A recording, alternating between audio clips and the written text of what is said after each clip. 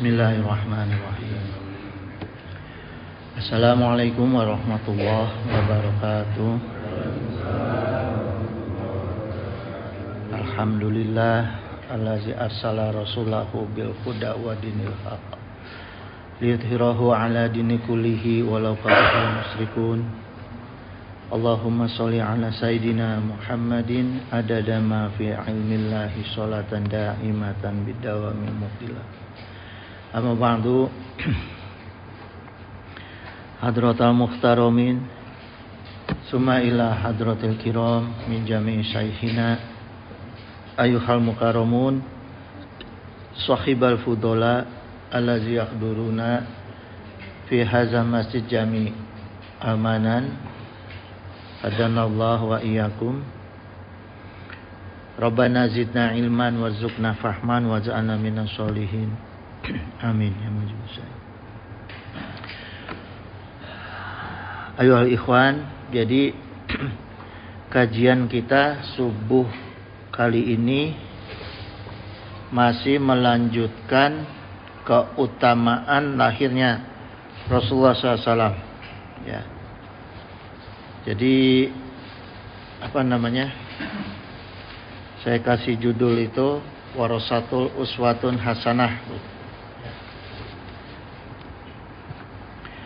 Nah, sebelumnya saya cerita sedikit tentang sejarah Madinah ini dan karakter bangsa Yahudi, ya. Jadi jamaah sekalian, kota Yastrib, Madinah itu dulu disebutnya Yastrib. Yastrib itu sebelum kedatangan Rasulullah SAW dan para sahabat memang sudah daerah konflik, ya. Jadi konflik antar suku, terutama dua suku besar di sana itu.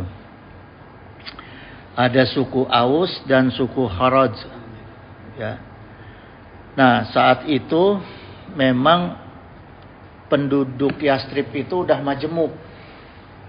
Sama kayak di kita di Indonesia tuh, ada Yahudi, ada Nasrani, ada plural lah pokoknya ya. Ada orang asli gitu. Nah, Yastrib itu konflik dua suku besar itu yang ada di Yastrib itu disponsori, ya.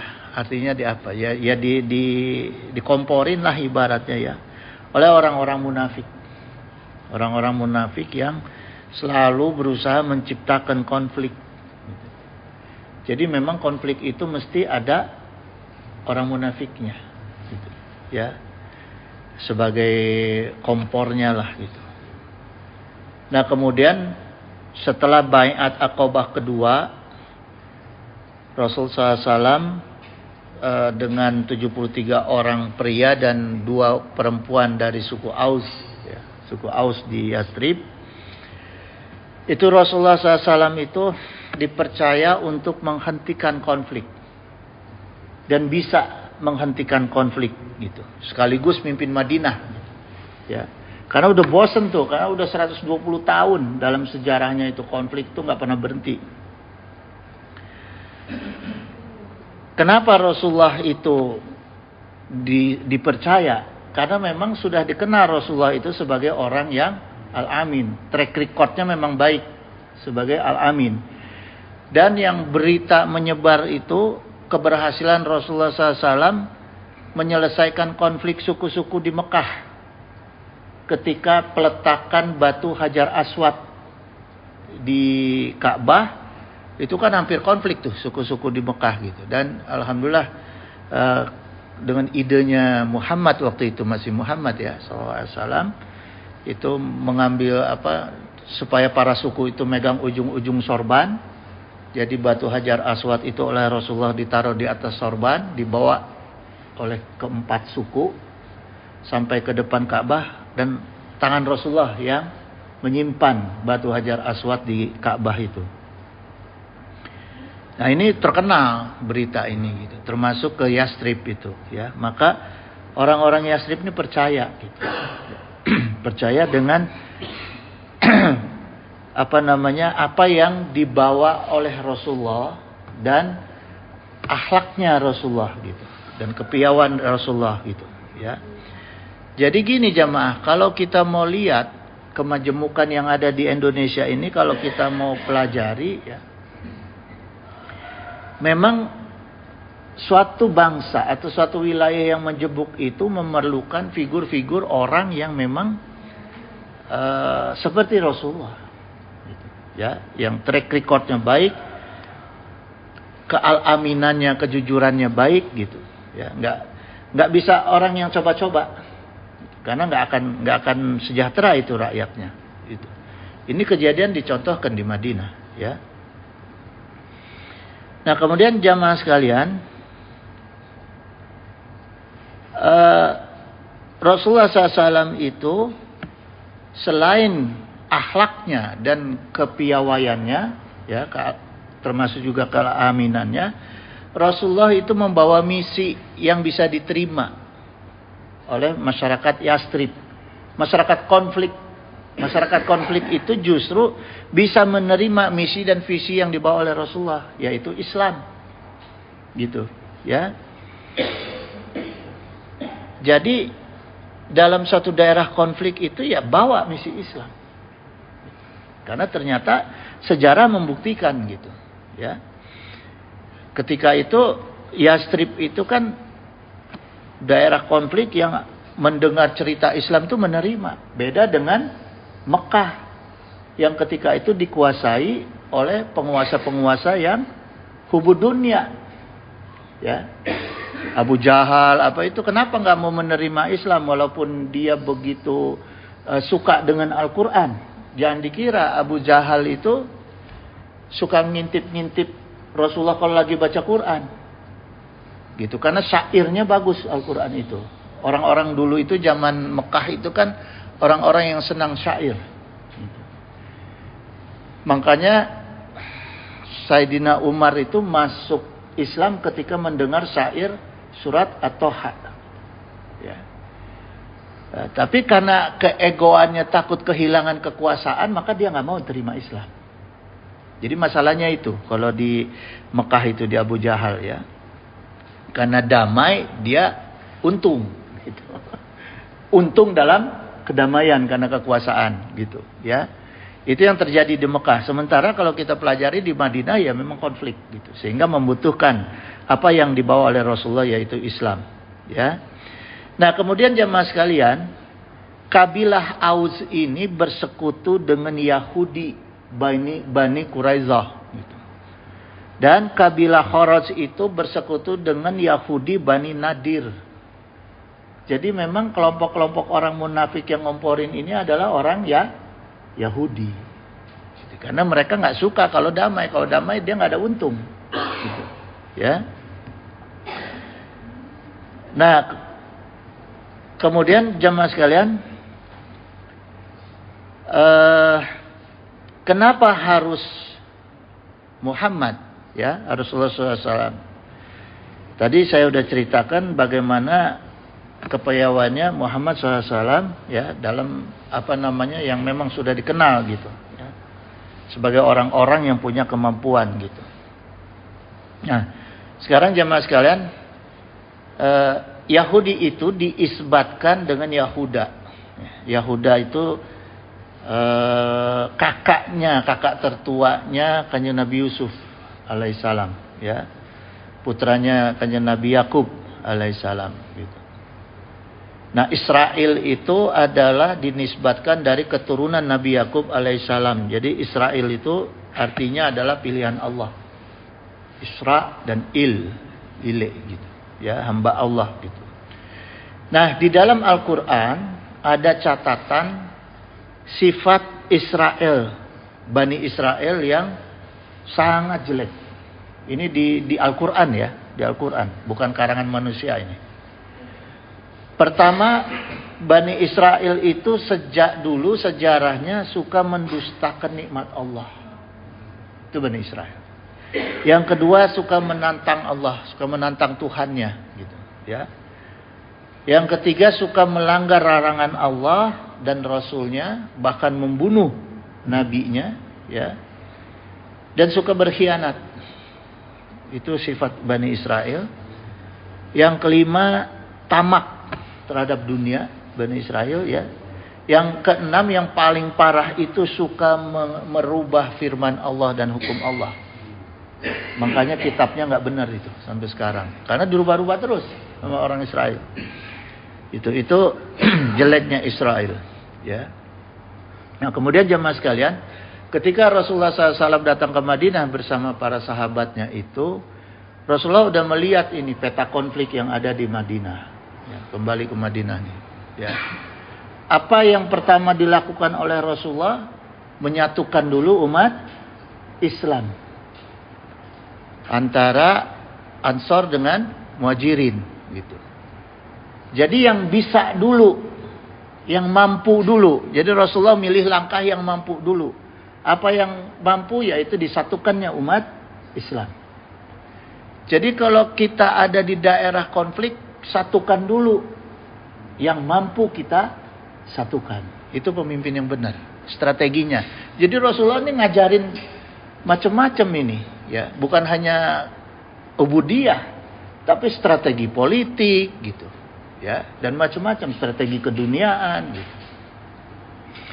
Jadi disatukan dulu nih umat Islam ke Rasulullah.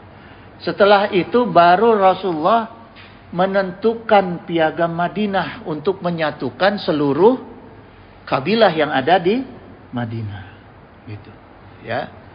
Jadi yang pokok dulu disatukan, kemudian dibuatlah satu undang-undang. Jadi sebetulnya sistem negara yang pertama ada di dunia itu adalah negara Madinah, ya. Yang lain itu waktu itu masih kekaisaran itu, Kaisar Romawi, Kaisar Persia, gitu. Baru Madinah pertama menentukan aturan-aturan hukum bernegara. Nah dengan adanya piagam Madinah itu semua dikasih hak dan kewajiban yang sama besarnya. Ya. Jadi nggak ada mayoritas, tidak ada minoritas, gitu di sana itu. Ya ketika itu di dalam piagam Madinah kalau kita baca gitu. Yang ada adalah kewajiban dan hak masing-masing yang tinggal di dalam kota Madinah gitu. Cuma ya itu jemaah, Yahudi ini selalu berkhianat. Ini penyakit. Di mana ada satu negara kemudian ada sempalan-sempalan Yahudi, ini penyakit tuh, ya. Gitu. Karena dia bisa bermetamorfosis jadi apa saja. Bisa jadi komunis, bisa jadi Nasrani, bisa jadi Islam, itulah dalam Al-Qur'an ya. Al-Qur'an tidak ada komunis PKI, nggak ada.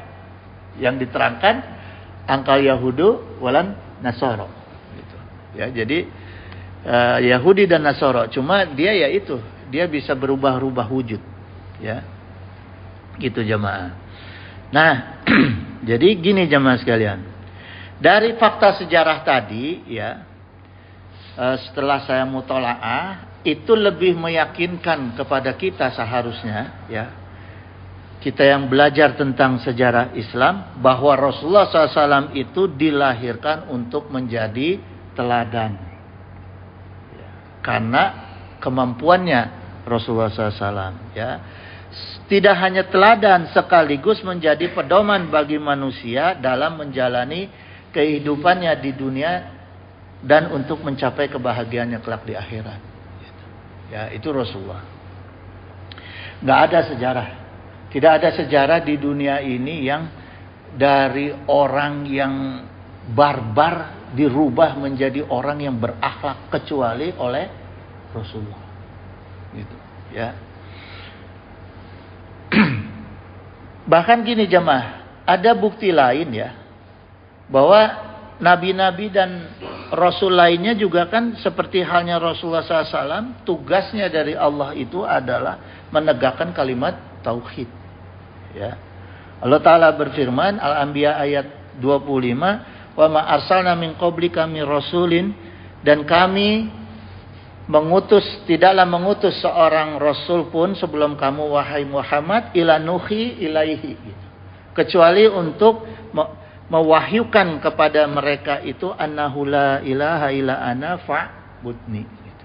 Ya, jadi tegas bahwa Allah perintahkan semua nabi dan rasulnya itu tidak ada Tuhan yang hak disembah kecuali Allah. Fa'budni, maka sembahlah aku. Nah, ini perintahnya. Tidak hanya cukup dengan iman, tapi harus ada ibadahnya gitu, ya. Gitu jemaah. Nah, kemudian kelebihannya Muhammad SAW dari para nabi dan rasul lainnya, selain membawa atau menyebarkan kalimat tauhid, ternyata Rasulullah SAW itu oleh Allah dilebihkan derajatnya. Ini sejarah membuktikan Al-Quran. Jadi sejalan. Ya, kalau kita telaah ini antara perjalanan waktu yang menjadi sejarah dengan isi Al-Quran itu sama. Itulah Islam. Tokoh-tokohnya, perjalanan sejarahnya, dan kitab sucinya sama. Coba pelajari kitab suci yang lain dengan tokoh-tokohnya, pasti berbeda. Ya, ini satu dalil lagi bagi kita untuk lebih meyakinkan, lebih bertauhid kepada agama Islam. Ya.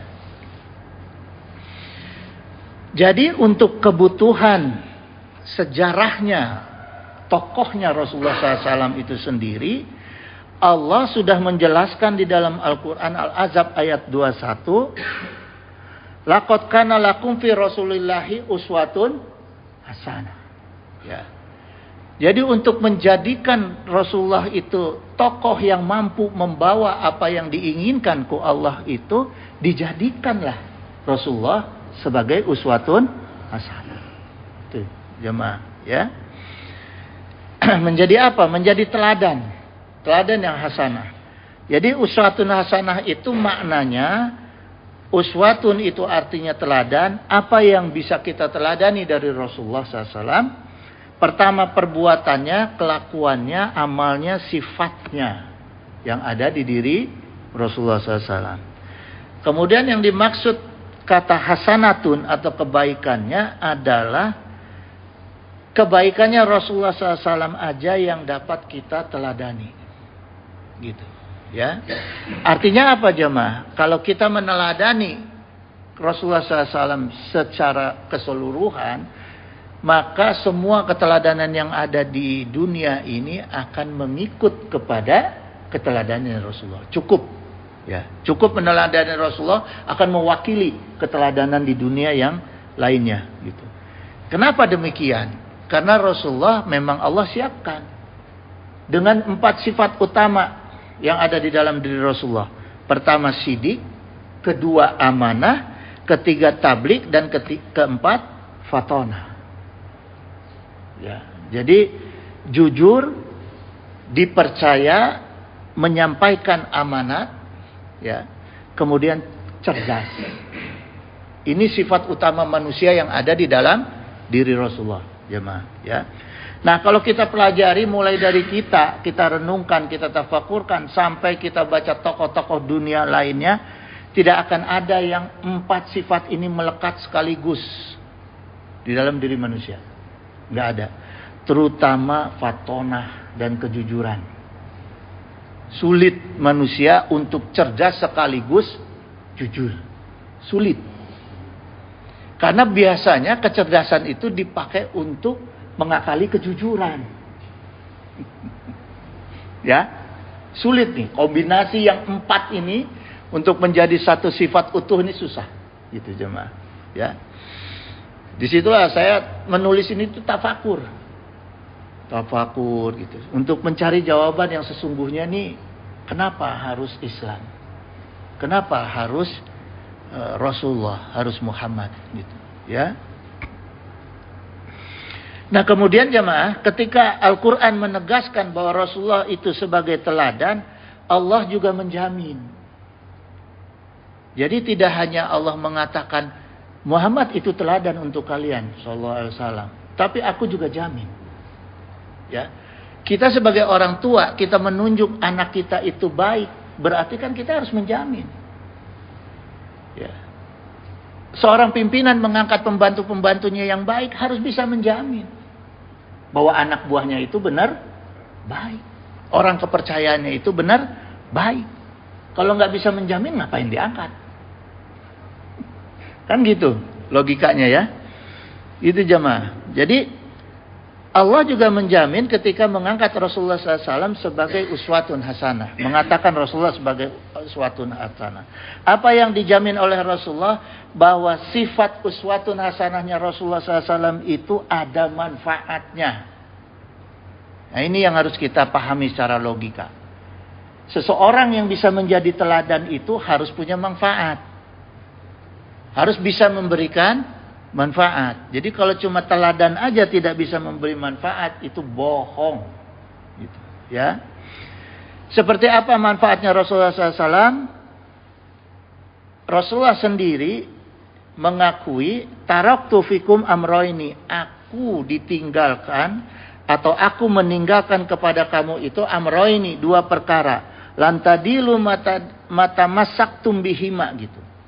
Kalian semua itu tidak akan tersesat selama berpegang kepada dua perkara yang dibawa oleh Rasulullah.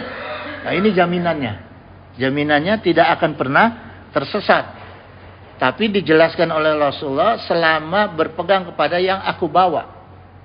Yang aku tinggalkan. Kitabullah wa sunata Rasulullah SAW. Nah, di sini dua perkara jemaah. Kalau kita teliti kenapa Rasulullah nggak jamin hanya Quran aja? Kan yang jelas dari Allah itu Al-Quran. Ya. Tapi kenapa harus dua perkara? Dua perkaranya itu salah satunya adalah sunnah dirinya. Artinya Rasulullah meyakinkan bahwa dirinya itu benar-benar seorang teladan. Kalau nggak yakin dirinya jadi teladan, dia nggak yakin meninggalkan sifatnya dia supaya diikuti, amal-amalannya dia supaya diikuti. Ya. Kalau orang udah nggak yakin dirinya baik, bagaimana bisa menularkan kebaikan? Gitu jemaah. Ya. Makanya di sini jelas apa yang dibawa oleh Rasulullah itu in huwa ila wahyu yuha. Makanya sejajar sunnah dengan Quran. Gitu jemaah. Jadi manfaat ini yang sebagai jaminan ya, bahwa kita mengikuti Rasulullah SAW itu pasti tidak akan pernah tersesat baik di dunia maupun di akhirat. Jadi kalau kita meneladani orang yang tidak bisa memberi manfaat dunia dan akhirat, rugi. Ya, ada ulama gede, ilmunya hebat, tapi nggak bisa menjamin manfaat dunia akhirat, rugi. Itu jemaah. Ya. Jadi kita lihat aja ketokohan seseorang itu apa yang dibawa oleh dia gitu. Ya. Atau kalau nggak bisa memberi manfaat dunia akhirat, ya nggak usah jadi tokoh lah. Gitu. Harus ngaca diri gitu kan, ya. Nah, keuntungan lainnya kalau kita meneladani Rasulullah SAW itu selain selamat dunia akhirat, jalannya yang pasti itu Allah titipkan rahmat. Jadi di sini maknanya jemaah, Allah tidak hanya menitipkan kalimat tauhid kepada Rasulullah dan juga menitipkan ilmu kepada Rasulullah, tapi Rasulullah adalah satu-satunya nabi dan rasul yang Allah titipkan rahmat untuk menjadi alat jaminan supaya bisa mendapatkan kita-kita yang meneladani Rasulullah itu bisa selamat dunia akhirat, bisa mendapatkan kebahagiaan dunia akhirat. Makanya Allah titipkan rahmat, gitu. Ya. Ini Allah sendiri yang jelaskan dalam Al-Anbiya 107, wa ma arsalnaka ila rahmatan lil alamin. Ya, ini yang suka dibawa-bawa oleh kiai ini, ya. Bahwa kami tidak mengutus Muhammad kecuali untuk menjadi rahmat bagi alam semesta. Adakah nabi dan rasul lain yang juga sekaligus dititipkan rahmat? Tidak ada. Hanya Rasulullah. Gitu. Ya. Gitu jamaah. Jadi kesimpulannya dari dalil-dalil tadi bahwa semua nabi walaupun dakwah yang disampaikannya sama, tapi dukungan mukjizatnya itu berbeda-beda. Ya, kalau kita lihat nih, Nabi Daud menyampaikan dakwahnya itu didukung dengan kekuatan fisik. Karena ketika itu manusia itu mau mengikuti orang-orang yang fisiknya kuat. Sehingga Nabi Daud itu bisa mengalahkan Jalut, seorang raksasa sejarahnya ya. Gitu. Nabi Ayub menyampaikan dakwahnya itu didukung dengan hartanya. Gitu. Baik sebelum sakit, dikasih ujian sakit, apalagi sesudah disembuhkan oleh Allah, itu ditambah hartanya sama Allah dan tambah besar dakwahnya dengan hartanya. Kemudian Nabi Sulaiman, dakwahnya itu didukung oleh kekuasaan sebagai raja. Raja dari semua makhluk, baik makhluk manusia maupun makhluk semua ya, termasuk makhluk gaib. Itu Sulaiman. Nabi Khidir dan Nabi Yahya itu dakwahnya didukung oleh ilmunya. Karena diceritakan itu dalam sebuah riwayat, Nabi Yahya itu hafal kitab suci Taurat. Kalah, tapi masih kalah dengan umat Rasulullah. Umat Rasulullah banyak yang hafiz Quran. Sedangkan kitab Taurat isinya sedikit. Quran berapa isinya? Itu umat Rasulullah. Gitu, kehebatannya umat Rasulullah mengalahkan Nabi. Ya, kita harus bangga jadi umatnya Rasulullah karena kita bisa ngalahin Nabi. Gitu, ya, gitu.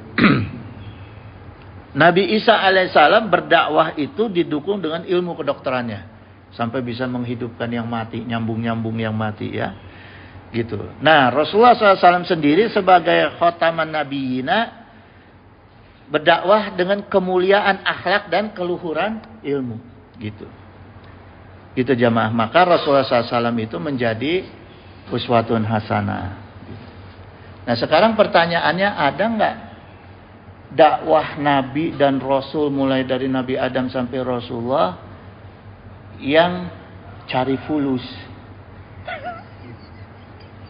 Ada nggak? Dalam sejarah.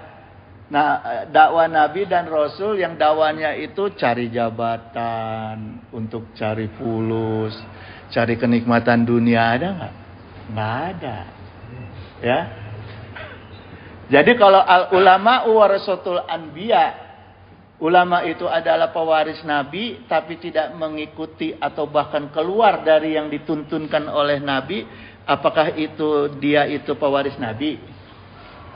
Bukan. Ya, jadi mereka itu pewaris siapa yang seperti itu, yang hubud dunia? Pewaris 9 naga.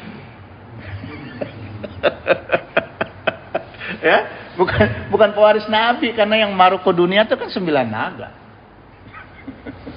Di Indonesia ya, duka di Batur. Gitu jamaah. Ya. Tapi kita masih yakin, masih percaya, masih ada warasatul anbiya, ulama, kiai, ustadz yang dakwahnya ikhlas lillahi ta'ala. Ya.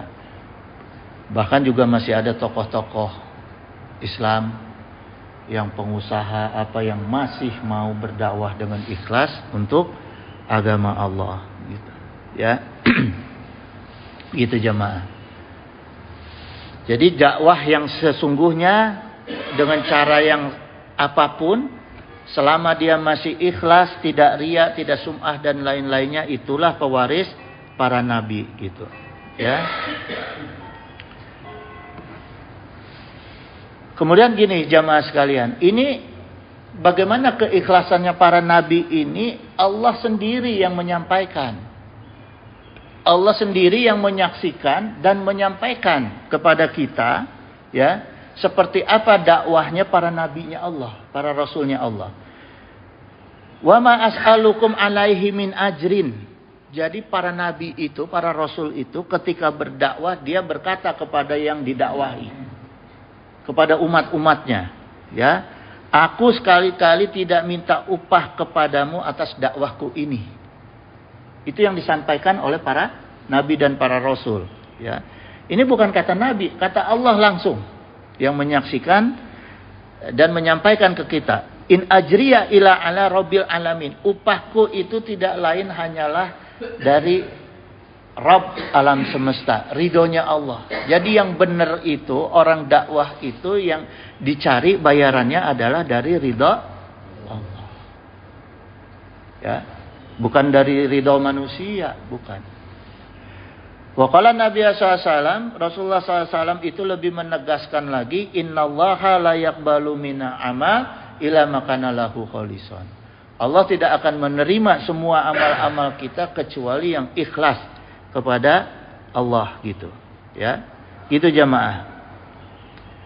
Nah, saya berpikir lagi jamaah, dengan kondisi zaman kita kayak ini, gimana kalau kita mau berguru ke kiai atau ulama yang hubud dunia, boleh nggak? Pertanyaannya nih, boleh nggak kita berguru ke ulama yang hubud dunia, yang pakai tarif segala macam, boleh nggak? Boleh. Boleh jemaah. Tapi ada tapinya. Tapinya itu yang ilmunya benar-benar tinggi. Saya jujur aja suka cari di Google ulama-ulama yang hebat-hebat, ambil ilmunya. Kenapa? Minimal kita dapat barokah ilmu. Tapi kalau kita ngaji sama kiai yang ala kadarnya mah rugi. Udah ala kadarnya minta amplop deh, minta duit, rugi. Ilmu nggak bisa didapat, cuma ketawa-ketawa hiburan, ketawa ketiwi, minta duit lagi, rugi. Ya, gitu jemaah. Mendingan kita bayar kiai yang mahal sekalian, tapi ilmunya benar. Dapat ilmu, itu masih ada manfaatnya, gitu. Ya, gitu jemaah. Nanti kalau cuma ilmuwan doang mah ujung-ujungnya malah kita disuruh sedekah sama dia.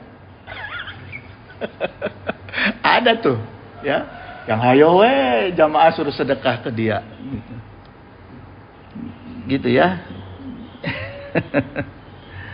Nggak, ini apa namanya? Yang saya ceritakan ini, yang saya sampaikan ini yang keadaan sekarang. Keadaan yang real, realita keadaan sekarang gitu, ya. Gitu jemaah. Nah, kemudian jemaah kembali ke figur Rasulullah sebagai syarat utama untuk menjadi manusia pembawa rahmatnya Allah itu harus yang akhlakul karimah. Ya. Jadi figur Rasulullah ini cukup jemaah. Innama bu'istu li utamima makarimal akhlak. Ya. Bagaimana Rasulullah itu bisa dipercaya untuk membawa rahmat Allah, kenikmatan Allah untuk disebarkan kepada manusia kalau akhlaknya tidak baik. Ya kan? Sekarang gini jemaah, contoh logika yang sederhana nih. Saya nitipkan sebagian harta saya untuk dibagikan ke orang miskin misalnya. Terus yang saya titipkan orangnya tidak terjamin akhlakna, beak eta duit. Nggak akan nepi 100%. Ya.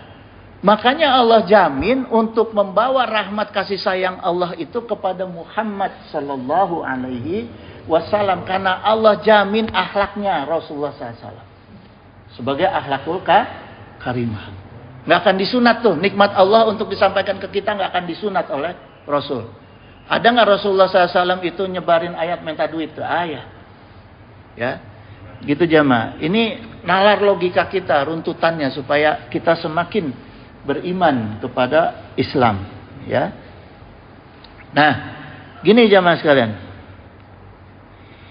Maka terkait dengan keadaan kita, ya, untuk kita memilih orang-orang yang untuk membawa amanat kita itu harus kita yakinkan, kita percaya bahwa dia punya akhlak yang baik. Baik itu nanti pemimpin kelak 2024 nih pertarungan di sini, ya. Gitu, pertarungan antara orang-orang yang hak dan yang batil. Makanya umat Islam harus sigap, harus siap pilih yang jelas-jelas hak yang dicontohkan, akhlakul karimah gitu. Ya. Jangan lihat partainya jemaah. Lihat orangnya. Ya. Karena kalau lihat partainya itu nanti kita sesat sama partai itu. Lihat orangnya yang akhlakul karimah gitu. Ya. Nah, kemudian gini jemaah sekalian, ini mengenai akhlakul karimah, saya jelaskan secara bahasa. Kalimatnya adalah adatul hasrin pertama. Karena menggunakan kata innama. Innama bu'istu. Innama itu adatul hasrin. Inna wa ma. Kalimatnya ya. Inna itu artinya taukid, sungguh, penegas. Ma-nya itu artinya nafiyah, tidak. Jadi kalau kalimatnya itu sudah innama, kata Ibnu Hajar Al-Haytami, wa huwa isbatul hukmi lima ba'daha gitu. Innama itu kata innama itu adalah untuk menegaskan pengertian kalimat sesudah kalimat innama, ya. Wa nafyuhu ama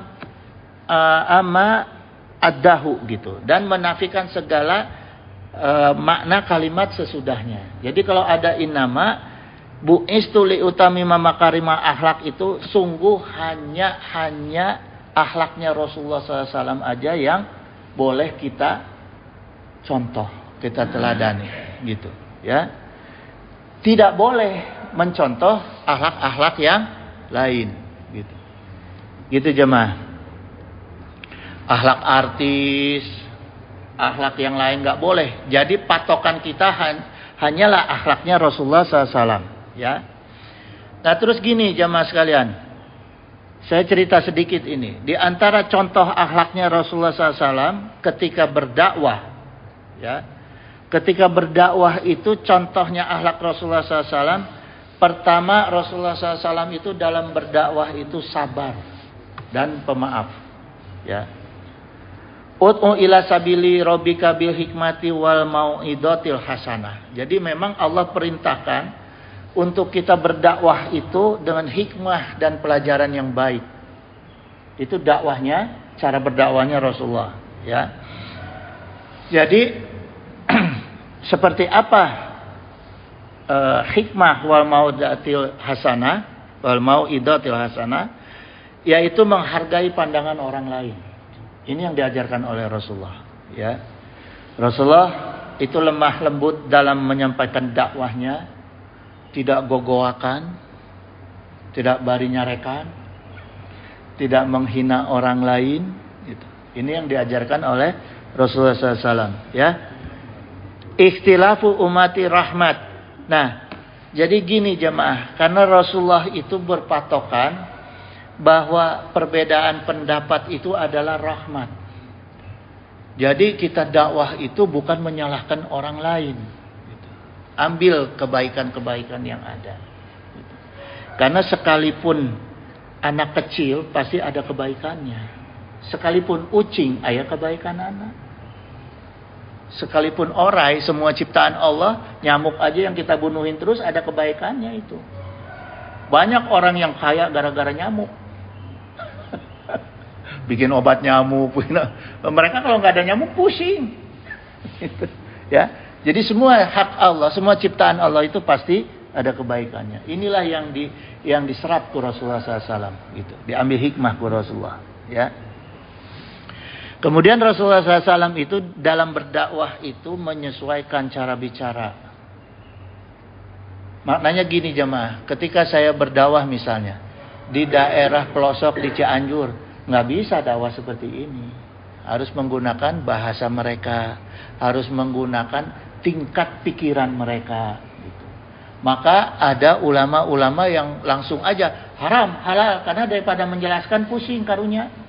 Anu sok macul dijelaskan mengapa haram, mengapa halal pusing. Udah aja tegas haram we gitu. Gitu. Halal we gitu ya. Gitu.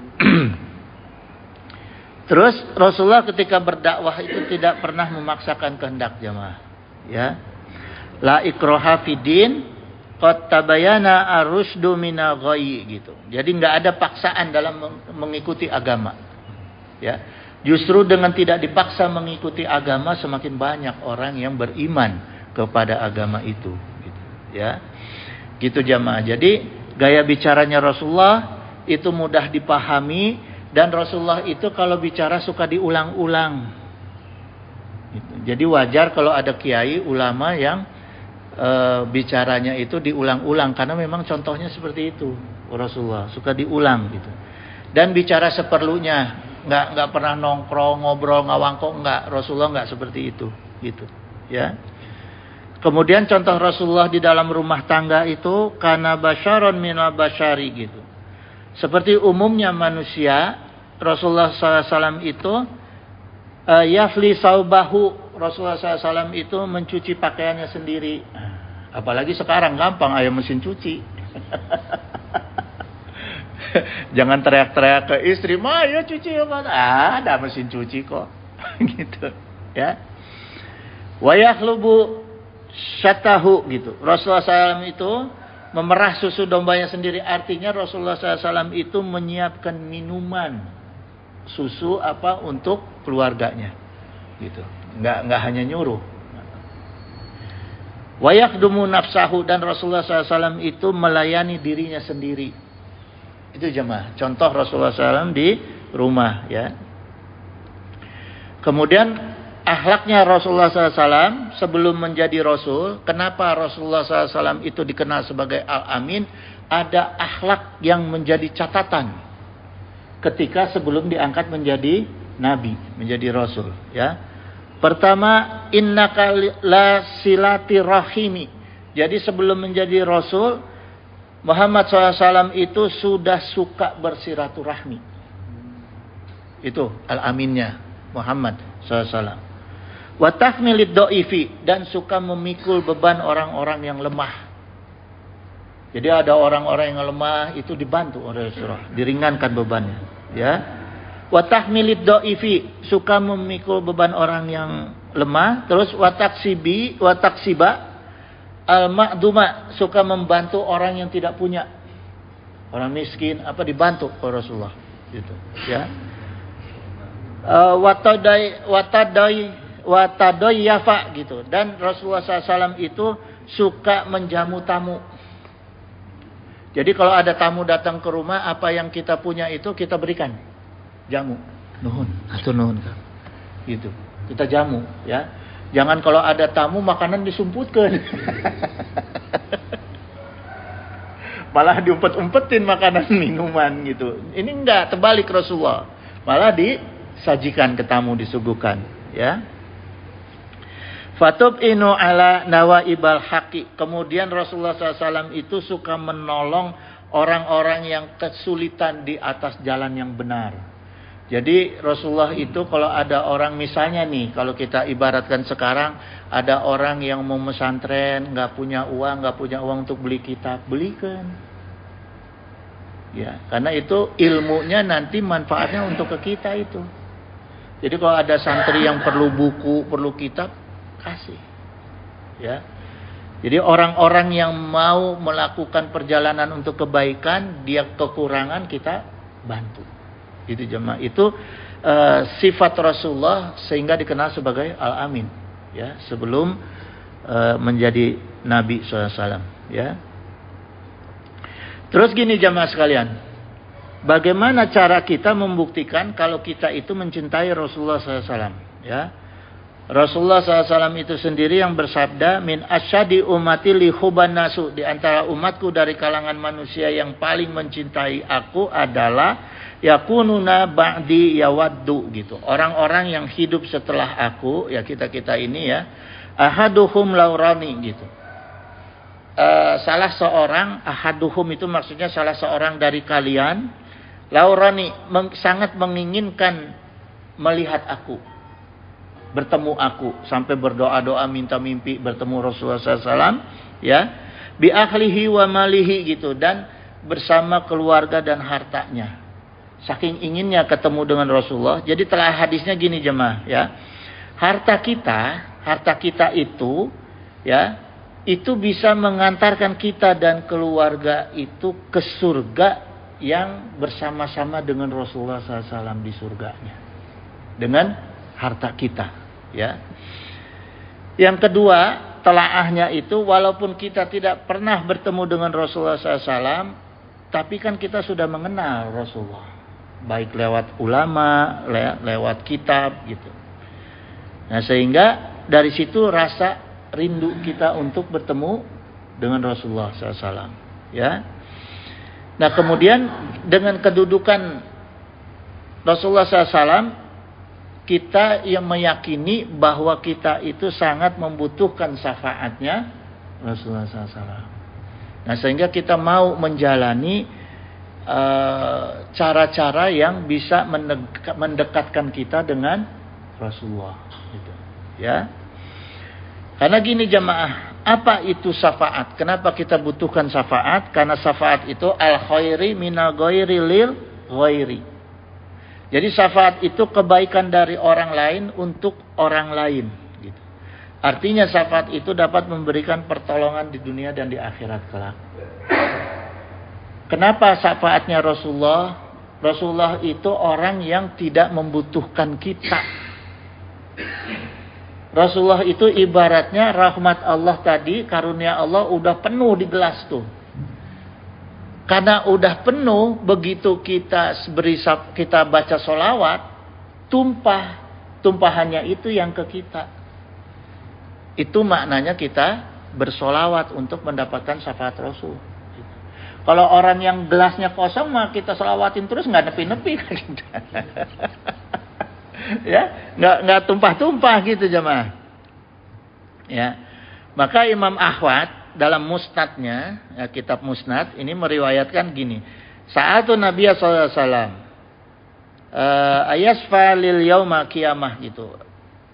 Para sahabat itu suka meminta syafaat kepada Rasulullah SAW, ya, untuk hari kiamat dan syafaat dunia. Syafaat dunia dan syafaat hari kiamat.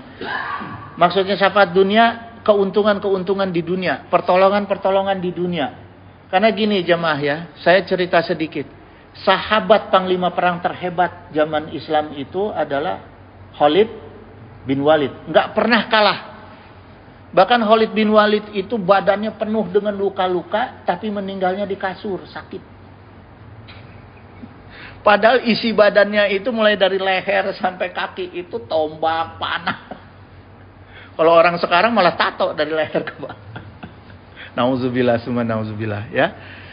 Kenapa riwayatnya itu salah satunya? Kenapa selain pertolongan Allah, mendapatkan pertolongan Allah sehingga meninggalnya itu sakit di atas kasur? Ternyata Khalid bin Walid itu setiap perang menyimpan rambut Rasulullah di topinya.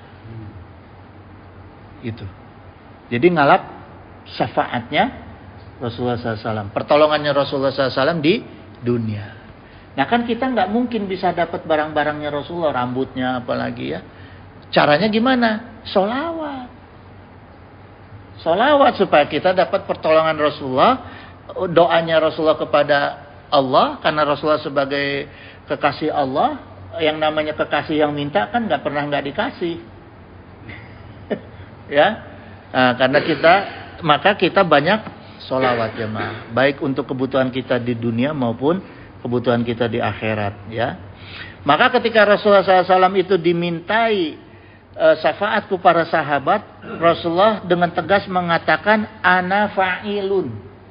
Ana fa'ilun itu maksudnya wazan fa'il. Fa'il itu pelaku. Sayalah ini pelakunya, orangnya yang bisa memberikan syafaat. Gitu jemaah, ya. Kemudian jemaah sekalian,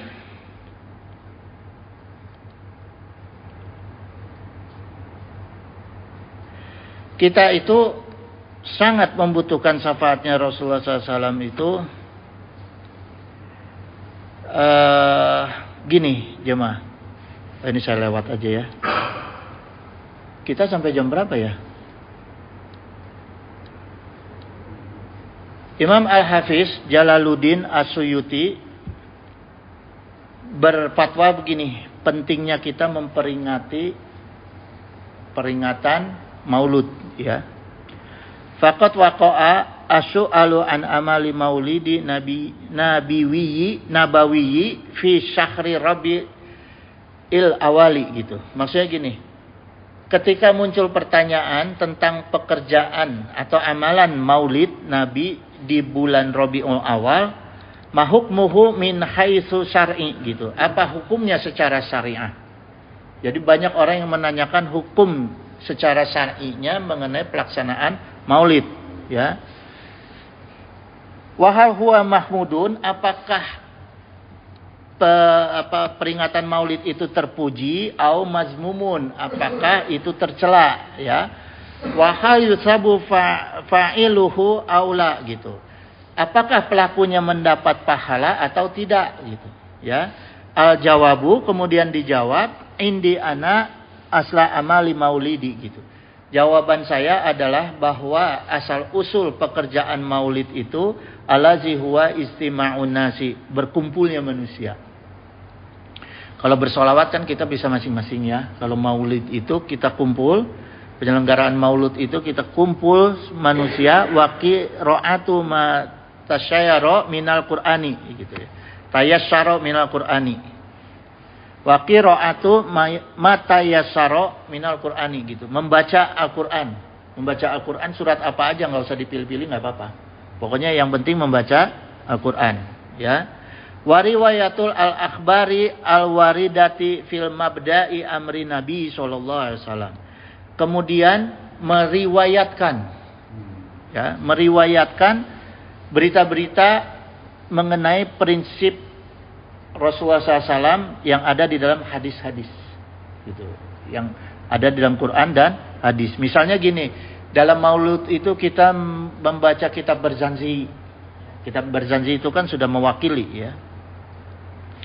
Wa ma waqa'a fi maulidihi minal ayati. Kemudian kita menceritakan tanda-tanda datangnya yang tanda-tanda kekuasaan Allah atas lahirnya Nabi SAW. Ya, bahwa ketika Rasulullah SAW itu lahir, itu rumahnya terang, jemaah. Rumahnya terang, rumahnya Aminah, ibunya Rasulullah SAW itu terang mendadak. Sampai pamannya itu Abu Jahal, sampai Abu Jahal itu ngutus khodamnya, ngutus anak buahnya untuk datang ke rumah Aminah. Ada apa itu rumah Aminah kok terang banget gitu. Terus dilaporkan bahwa sedang lahir keponakan kamu. Jadi ketika Rasulullah SAW lahir itu keluar cahaya. Yang sampai cahayanya itu diriwayatkan sampai ke negeri Basrah, Irak. Dari Mekah ke Irak cahayanya itu, ya. Nah, karena melihat seperti itu, Abu Jahal gembira tuh. Bergembira, akhirnya dibebasin. Hodamnya itu, yang budaknya yang menceritakan itu dibebasin sama Abu Jahal. Udah, kamu saya bebasin. Ya. Maka karena itu peristiwanya hari Senin, Abu Jahal sebagai manusia yang paling dilaknat, sampai ada suratnya dalam Al-Quran, tabbat yada, ya, setiap hari Senin itu dihampura ke Allah. Jadi Abu Jahal itu dari mulai mati sampai nanti itu sudah di neraka yang sesungguhnya, bukan neraka dalam alam kubur, tapi sudah di neraka yang sesungguhnya karena saking benci-bencinya kepada Muhammad SAW, Rasulullah. Tapi pernah bergembira lahirnya Rasul. Maka setiap dia peristiwa gembira setiap hari Senin itu, dia dibebaskan dari neraka. Masa kita lebih gembira lahir cucu daripada lahir Rasul? Apalagi mengharamkan maulid, ya, gitu jemaah. Jadi malah justru kita itu Abu Jahal aja, apalagi kita yang sudah seiman dengan Rasulullah SAW, gitu, ya. Sumayamudu lahum simatun yaqulunahu gitu. Kemudian bersedekah menghidangkan makanan untuk makan berjamaah. Nah, jadi maulid itu kita makan berjamaah, ngambil pahala jamaah, ya. Wayan sorifunahu min ghairi ziyadatin ala zalika. Nah, setelah itu bubar. Penyelenggaraan Maulid setelah itu bubar gitu. Enggak ada tambahan-tambahan lagi. Maka huwa minal bid'ail hasanah gitu. Huwa minal bid'ail hasanah. Maka hal seperti itu termasuk adalah bid'ah hasanah. Gitu jemaah. Ya. Jadi kita menyelenggarakan Maulid itu bid'ah benar, tapi bid'ah hasanah. Malah Rasulullah SAW itu menyuruh kita mengumpulkan bid'ah yang baik-baik.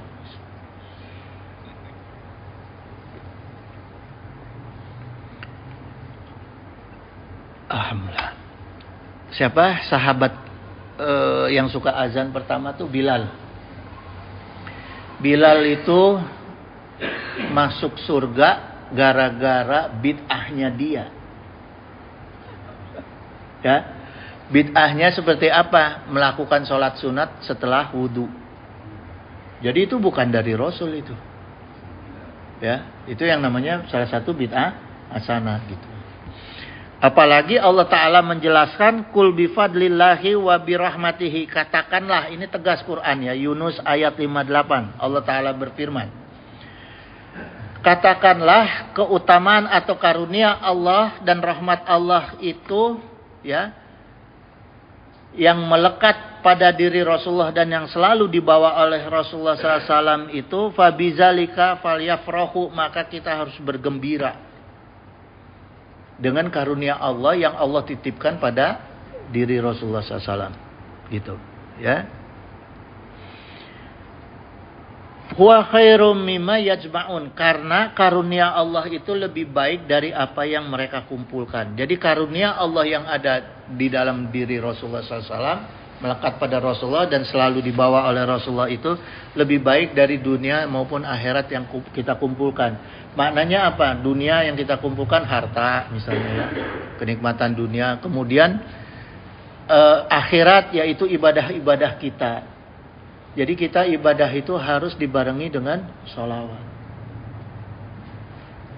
Makanya di dalam ibadah utama kita adalah di dalam sholat ada sholawat. Ya, gitu, jemaah, gitu. Ya, jadi inilah bedanya kelahirannya Nabi SAW dengan kita-kita gitu. Kemudian dalam kitab Rohul Ma'ani, ya, tafsir, ini kitab tafsir Quran, Rohul Ma'ani, juz 8, ya. Syekh Al-Alusi ini beliau berkata gini, wa akhraja Abu Syakhi an Ibni Abbas, ya, diriwayatkan dari Ibnu Abbas, anal fadla al ilmu, sungguh karunia Allah itu adalah ilmu. Jadi karunia Allah yang dibawa oleh Rasulullah diberikan kepada kita adalah ilmu tentang Islam, ya. Kemudian warahmata Muhammad sallallahu alaihi wasallam, dan rahmat Allah itu adalah Rasulullah SAW, gitu, ya, gitu jamaah. Jadi ilmu dan sunnah harus seimbang gitu. Apa untungnya kalau kita mencintai Rasulullah SAW, dan apa buktinya? Waman ahya sunnati, barang siapa yang menghidupkan sunnah aku itu, faqad ahabbani, maka dia telah mencintai aku. Waman ahabbani, siapa yang mencintai aku, kana ma'i fil jannah, maka akan bersama-sama dengan aku di surga, gitu, ya. Jadi tolaahnya bahwa menghidupkan sunnah Rasulullah SAW itu mengandung nilai tauhid yang tinggi, gitu, ya. Gitu jamaah sekalian. Bahkan Allah Ta'ala memerintahkan, qul, katakan, in kuntum tuhibbunallah, jika kamu benar-benar mencintai Allah, fatbu'ni, gitu ya, fattabi'uni, maka ikuti aku, gitu. Yuhibbukumullah, maka kita akan mendapatkan cinta Allah, dan wa yaghfir lakum dzunubakum, dan dosa-dosa kita akan diampuni ke Allah. Gitu jamaah sekalian. Ini kayaknya udah jam 6 apa jamnya terlambat? Hah? Jamnya terlambat atau gimana? Gitu jamaah ya. Oh ya. Maju ya. Jadi kita tutup aja ya jamaah ya. Hah? Kita mulai tadi 4. Oh gitu. Ya ya. Ya jadi kita tutup aja kajian kita. Intinya gini, kepentingan kita itu adalah mencintai Rasulullah SAW. Banyak-banyak sholawat. Dan jangan terpengaruh dengan orang yang mengharamkan maulud, peringatan maulid. Ya. Wallahul musta'in ala kulli halin. Innahu samiyun qaribun mujibud da'wat wa yaqdi hajat. Subhanaka Allahumma wa bihamdika asyhadu an la ilaha illa anta astaghfiruka wa atubu ilaik. Boleh, mangga. Dalam sejarah Ustaz kan banyak sekali bangsa-bangsa yang sudah dimusnahkan. Iya, iya. Kenapa itu Yahudi dan Nasrani itu tidak diapa-apain? Tidak dimusnahkan. Satu, jawabannya adalah bangsa Yahudi itu bangsa keturunan Nabi asli. Itu jawabannya. Bani Israel itu kan dari Yahuda. Anaknya hanya Nabi Yakub, kakaknya Nabi Yusuf tertua. Ya, kemudian dari situ lahir nabi-nabi terus sampai ke Nabi Isa, Bani Israel. Yang di luar Bani Israel hanya Muhammad SAW. Makanya Yahudi itu nggak mau ngakui Muhammad. Kenapa? Karena bukan dari keturunannya dia. Padahal ini kan selisih pahamnya itu antara istri pertama dengan istri kedua. Rasulullah SAW itu putra dari istri kedua. Kebanyakan anak-anak dari istri pertama sombong. Ini hikmahnya, ya. Hikmahnya gitu. Walaupun kalau kita ambil kaidah dari Sayyidah Khadijah itu kan Rasulullah punya istri lebih dari satu setelah Sayyidah Khadijah meninggal, ya, gitu. Tapi ya itulah kodrat manusia, bahwa di antara kodrat manusia itu harus ada orang yang beristri lebih dari satu. Makanya ketika ada yang bertanya kepada saya, kenapa di Al-Quran itu ada membolehkan masna salah sawaruba, ya, orang beristri lebih dari 1, 2, 3 atau 4 gitu. Nah, jawabannya Allah itu di Al-Quran bukan sekedar mengizinkan, tapi Allah yang menciptakan kita sebagai manusia tahu kadar nafsu kita. Makanya dibatasi daripada berzina. Satu, kemampuan kita sebagai manusia itu beristri itu yang tanggung jawab itu hanya batas 4. Lebih dari 4 manusia udah gak sanggup bertanggung jawab. Sok aja coba. Cobain kita. Dengan kekuatan kita punya istri lebih dari 4. Gak akan mampu bertanggung jawab yang adil rata. Jadi itu batas. Jadi di Al-Quran itu ada ayat-ayat yang sifatnya hukum untuk membatasi nafsu manusia. Bukan ayat Al-Quran dipakai untuk mendukung nafsu manusia. Justru sekarang banyak orang menggunakan ayat Al-Quran untuk mendukung nafsunya dia. Dibalik. Gitu, jemaah. Ya. Ada lagi, Pak? Kalau nggak ada lagi, saya doa aja dulu ya. Aduh, ya kan? Hah? Oh.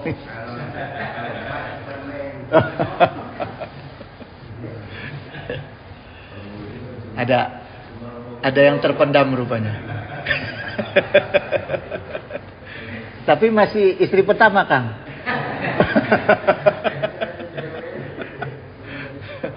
Kalau masih istri pertama mah belum cemen lah.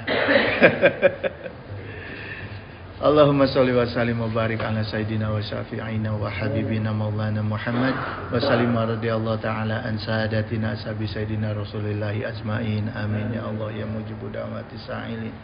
Allahumma anta rabbi la ilaha illa anta khalaqtani wa ana abduka wa ana ala ahdika wa ahdika mastata'tu a'udzubika min syarri ma sana'tu wa bu'u laka bi nikmatika alayya wa bu bi dzanbi faghfirli fa innahu la yaghfiru dzunuba illa anta.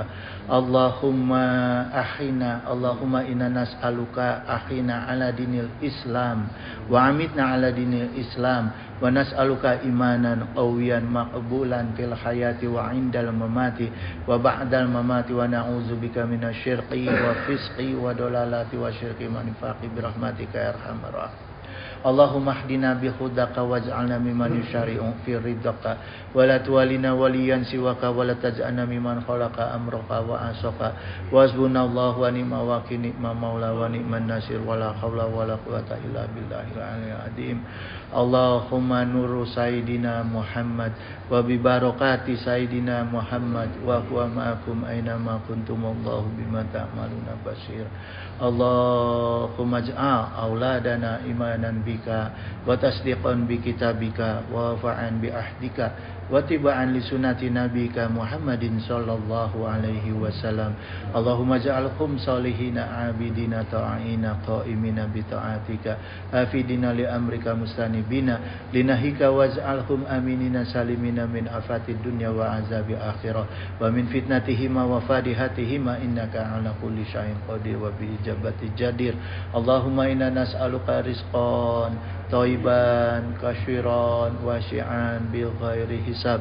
Allahumma la taslub minni ni'matan an'amta biha alayya.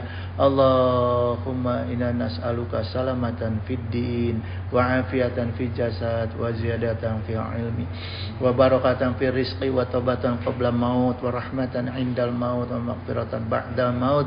Allahumma hawin alaina fi syakaratil maut wa najatan minan nar wa afwa hinda hisab. Rabbana hab lana min azwajina wa dzurriyyatina qurrata a'yun waj'alna lil muttaqina imama.